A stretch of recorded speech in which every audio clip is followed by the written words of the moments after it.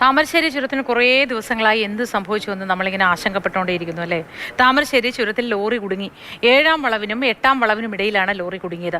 ഈ ഭാഗത്തു കൂടി വൺ വേ ആയി വാഹനങ്ങൾ കടന്നു പോകുന്നു. ഇംതിയാസ് കരീമുണ്ട് വിവരങ്ങൾ നൽകാനായി. ഇംതിയാസെ, താമരശ്ശേരി ചുരത്തിന് എന്ത് സംഭവിച്ചു? നമ്മൾ അങ്ങനെ തമാശയായും കാര്യമായും ഒക്കെ നിരന്തരം പറയുന്ന കാര്യമാണ്. ഇപ്പോഴിതാ വീണ്ടും ലോറി കുടുങ്ങിയിരിക്കുന്നു.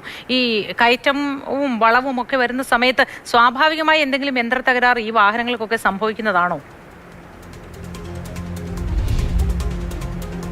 മോദി, താമരശ്ശേരി ചുരത്തിൻ്റെ കാര്യം അല്പം സീരിയസ് ആണ്. കഴിഞ്ഞ കുറേ കാലമായി അവിടുത്തെ ഗതാഗത കുരുക്കും പ്രശ്നങ്ങളുമൊക്കെ നമ്മൾ നിരന്തരമായി റിപ്പോർട്ട് ചെയ്യുന്നതാണ്. കഴിഞ്ഞ ദിവസം ഇന്ന് ഗതാഗത പ്രശ്നങ്ങൾ ഉണ്ടാകും, അതുകൊണ്ട് ഗതാഗതം ക്രമീകരിക്കുന്നതുമായി ബന്ധപ്പെട്ടുള്ള അറിയിപ്പൊക്കെ ഉണ്ടാവുകയും ചെയ്തിരുന്നു. അതായത് അവിടെ ഈ ചുരം വീതി കൂട്ടുന്നതിൻ്റെ ഭാഗമായിട്ട് മരം മുറിക്കുന്ന പ്രവൃത്തികളൊക്കെ നടന്നു വരുന്നുണ്ട്. ഇന്ന് രാവിലെയും അത്തരം പ്രവൃത്തികൾ അവിടെ ആരംഭിക്കുകയും ചെയ്തിട്ടുണ്ട്.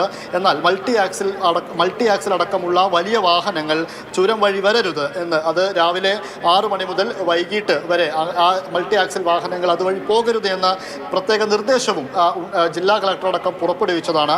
എന്നാൽ ആ നിർദ്ദേശങ്ങളെയൊക്കെ കാറ്റിൽ പറത്തിക്കൊണ്ട് SP-യുടെ അടക്കം കാര്യങ്ങളെ കാറ്റിൽ പറത്തിക്കൊണ്ടാണ് ഇപ്പോൾ അതുവഴി വാഹനങ്ങൾ കയറിപ്പോകുന്നത്. ഇന്നും അവിടെ 7-ാം വളവിനും 8-ാം വളവിനും ഇടയിൽ ഒരു ലോറി കുടുങ്ങിയിട്ടുണ്ട്.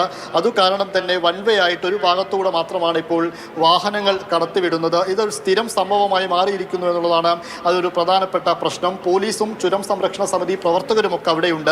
അവരൊക്കെ ഇടപെട്ടുകൊണ്ടാണ്, അവരുടെയൊക്കെ നിയന്ത്രണത്തിലാണ് അതുവഴിയുള്ള ഗതാഗതം ഇപ്പോൾ നടക്കുന്നത്.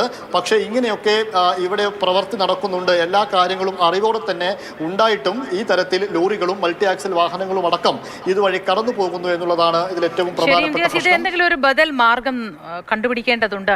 മോട്ടോർ വാഹന വകുപ്പോ മറ്റോ ഇത് ഏതെങ്കിലും തരത്തിൽ ഗതാഗത വകുപ്പൊക്കെ ഇടപെട്ട് ഇതിലൊരു സംവിധാനം ഉണ്ടാക്കണം. എന്നും ഇതിങ്ങനെ തന്നെ ആയാൽ അതുവഴി യാത്ര ചെയ്യുന്ന മനുഷ്യരുടെ അവസ്ഥ ആലോചിച്ച് നോക്കൂ. ഒന്നുകിൽ ഇത്തരം ബുദ്ധിമുട്ടുണ്ടാക്കാൻ സാഹചര്യത്തിലുള്ള ആ പാകത്തിലുള്ള വാഹനങ്ങൾ അത് കടന്നു പോകുന്നതിന് സമയക്രമം കൊടുക്കുകയോ മറ്റോ ചെയ്യാവുന്നതാണ്. അതല്ലെങ്കിൽ മറ്റെന്തെങ്കിലും ക്രമീകരണം, അതിനി എന്ത് തന്നെ ആയാലും ഒരു ബദൽ സംവിധാനം വേണ്ടതുണ്ട്. ഇംതിയാസ് കരീമാണ് വിശദാംശങ്ങൾ നൽകിയത്.